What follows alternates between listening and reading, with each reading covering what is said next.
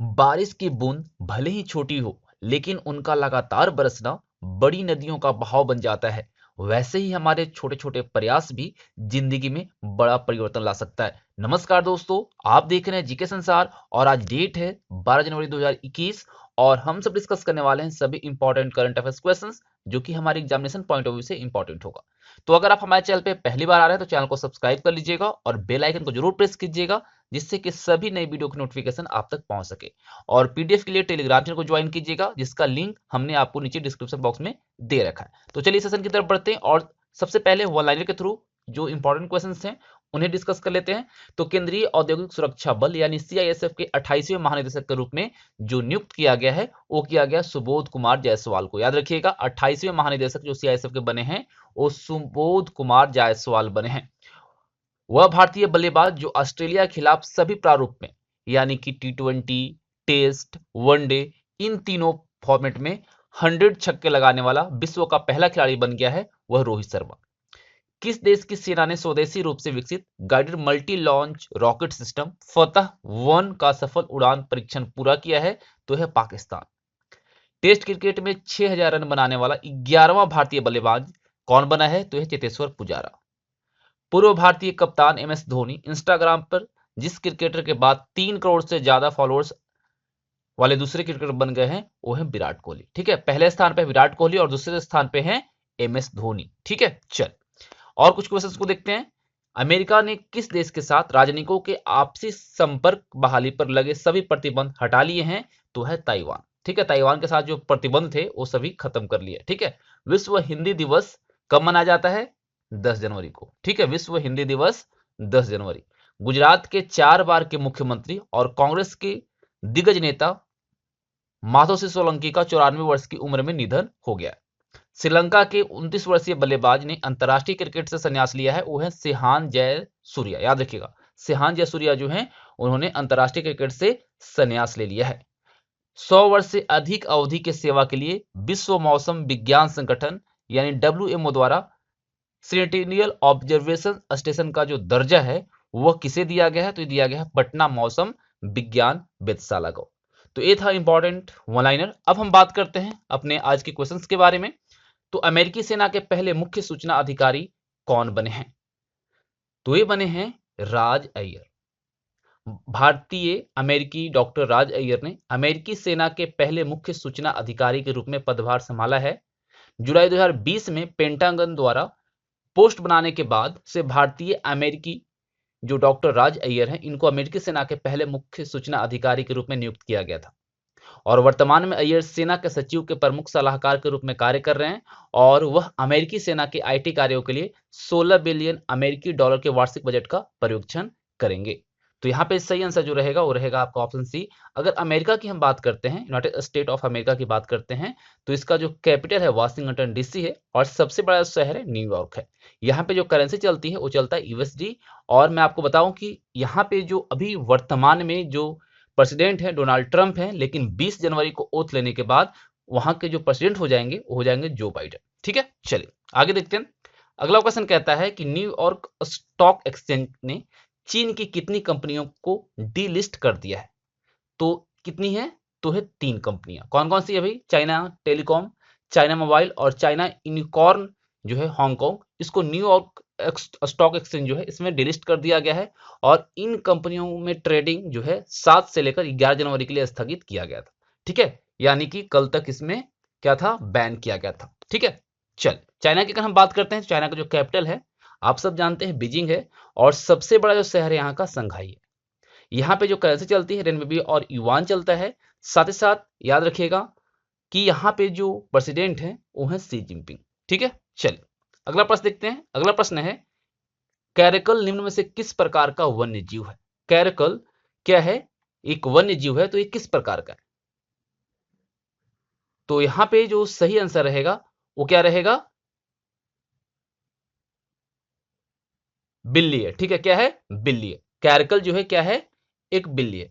Caracal Rajasthan और गुजरात के कुछ हिस्सों में पाया जाने वाला एक मध्य आकार का वन्य जीव है और अब गंभीर रूप से लुप्त प्राय प्रजातियों के लिए बचाव कार्यक्रम के तहत 22 वन्य जीव प्रजातियां हैं और national board of wild life यानी SCNBWL की स्थायी समिति ने अपनी 60वीं बैठक में करकल को गंभीर रूप से लुप्त प्राय प्रजातियों की सूची में शामिल करने को मंजूरी दे दी है, जो कि केंद्र प्रायोजित जो योजना है development of wild life habitat, इसके तहत वित्तीय सहायता के साथ इसके संरक्षण की प्रयास करेगी।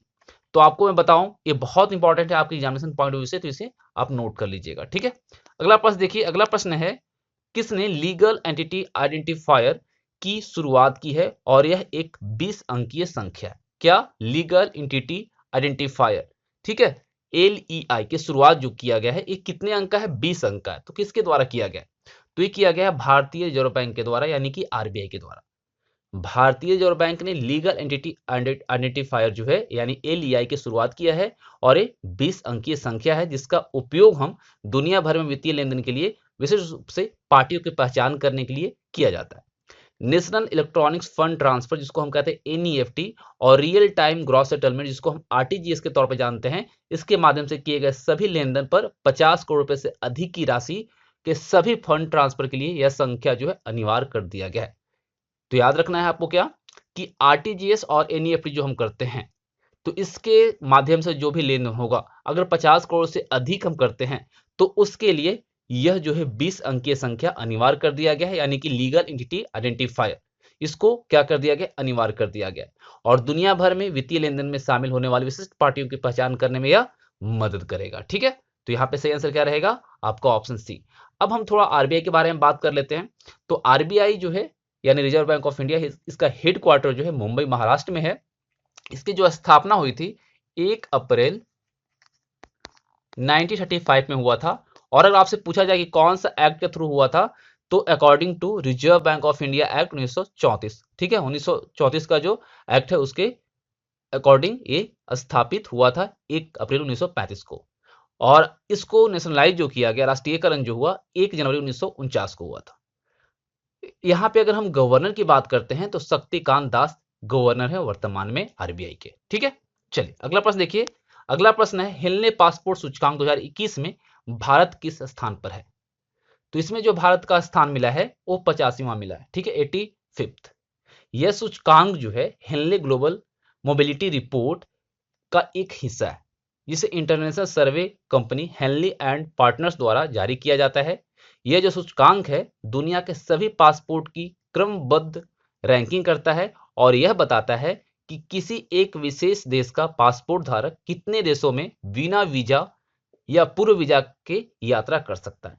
यह जो रैंकिंग है इंटरनेशनल एयर ट्रांसपोर्ट एसोसिएशन यानी ITA द्वारा जारी किया जाने वाला डेटा के आधार पर तैयार किया जाता है। तो यहाँ पे सही आंसर जो रहेगा आपका ऑप्शन ए रहेगा। अगला प्रश्न देखिए, किस राज्य ने धिया दी लोहड़ी और बसेरा योजना लॉन्च किया है? तो देखिए यहाँ अगर आप देखेंगे लोहड़ी, तो आप समझ जाएंगे कि यहाँ पे पंजाब की बात हो रही है। तो नो डाउट बिल्कुल सही होगा पंजाब। पंजाब के जो मुख्यमंत्री हैं अमरिंदर सिंह, और इनके द्वारा जो ये किया गया, इसका योजना को लॉन्च किया गया, इसके अंतर्गत राज्य के हाई स्कूल और कॉलेज की छात्राएं हैं उनके लिए मुफ्त सैनिटरी पैड वितरण किया गया, और साथ ही साथ कई कल्याणकारी परियोजनाओं की शुरुआत की गई। तो मुख्यमंत्री ने योजनाओं की शुरुआत वर्चुअल तरीके से की है। ठीक है, कोरोना को लेकर अभी जो भी रैली हो रही है या फिर जो भी योजनाएं लॉन्च की जा रही है, वो वर्चुअल तरीके से की जा रही है। और उन्होंने जनवरी महीने को बालिकाओं के लिए समर्पित किया, और इसे नाम दिया धिया दी लोहड़ी।